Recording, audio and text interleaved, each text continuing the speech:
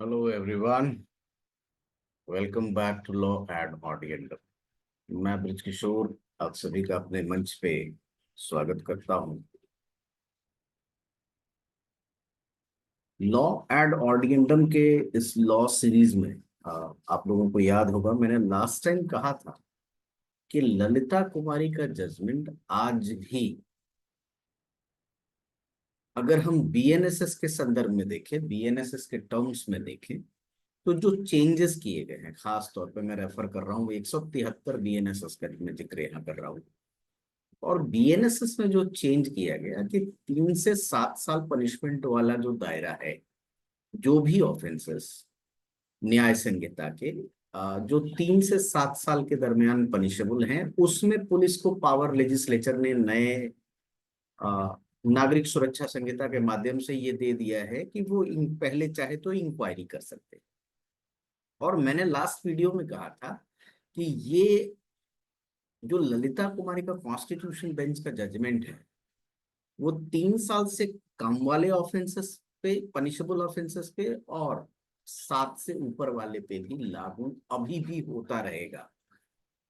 अब मैं ये बात कैसे कह पा रहा हूँ? देखिए, इस बात को सब्सटैंशिएट करने के लिए, इस बात को पुष्ट करने के लिए मैंने एक जजमेंट मैं जो आज आप लोगों के समक्ष लेके आया हूँ, आज मैं उसका जिक्र करना चाहता हूँ।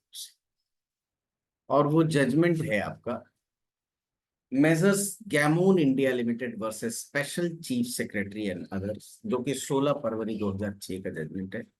Honourable justice Dalveer Bhandari, justice Bhandari का ये जजमेंट है। ये काफी इंपॉर्टेंट जजमेंट, और यहां इसको कोट करना बहुत जरूरी। इसमें लास्ट में कंक्लूडिंग पोर्शन में जस्टिस भंडारी ने जो कहा वो मैं आप लोगों को समझ रखता हूं कि whenever there is a repeal of an enactment, तो हम लोगों का सीआरपीसी रिपील हो चुका है, एंड साइमल्टेनियसली इनैक्टमेंट यानी कि भारतीय नागरिक सुरक्षा संहिता री इनैक्टेड हो गया है। The reenactment is to be considered as reaffirmation of the old law. पुराने लॉ का इसे रीअफर्मेशन ही माना जाएगा। and provisions of the repealed act which are thus reenacted continue in force। तो वो चीजें फोर्स में बनी रहेंगी। इन्होंने सेक्शन 6 का भी हवाला दिया जनरल क्लॉजेज एक्ट का, ठीक है। और इन्होंने कहा कि thus reenacted continue in force uninterruptedly unless the reenacted enactment manifests an intention incompatible with or contrary to the provisions of the repealed act। Repealed act में 3 से 7 पनिशमेंट का जो दायरा था, उसके रिस्पेक्ट में कोई बात नहीं। लेकिन भारतीय नागरिक सुरक्षा संहिता में 3 से 7 साल पनिशमेंट वाले में प्रिलिमिनरी इंक्वायरी का स्कोप इन्होंने बना दिया, राइट। तो निसंदेह बीएनएसएस के मार्फत अगर हम देखें तो ये तो बहुत बड़ा चेंज इन्होंने कर दिया। लेकिन उन उन पनिशमेंट्स का क्या जो कि 3 साल से कम है?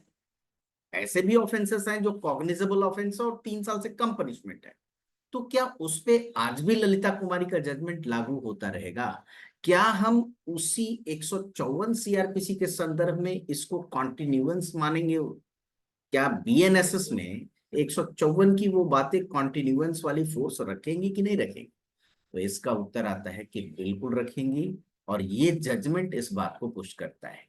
Measures Gammon India limited versus special chief secretary and others, 16 फरवरी 2006 का जजमेंट, बहुत इंपॉर्टेंट जजमेंट, जो ये बात कहता है कि वो अनइंटरप्टेडली कंटिन्यू होता रहेगा रीइनेक्टेड इनैक्टमेंट के आने के बाद भी।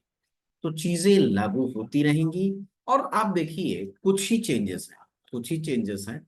जो चेंजेस हैं वहां तो निसंदेह वो चीजें लागू नहीं होंगी, क्योंकि उसको लेजिस्लेचर ने इंटेंशनली बदल दिया। लेकिन जो चीजें ओल्ड वाली बातें ही कैरी ऑन की गई है, तो क्यों नहीं ओल्ड वाले जजमेंट उन रेस्पेक्ट में लागू होते रहे। बहुत बहुत धन्यवाद, thank you so much. Please like and subscribe my YouTube channel law ed audience. Thank you so much.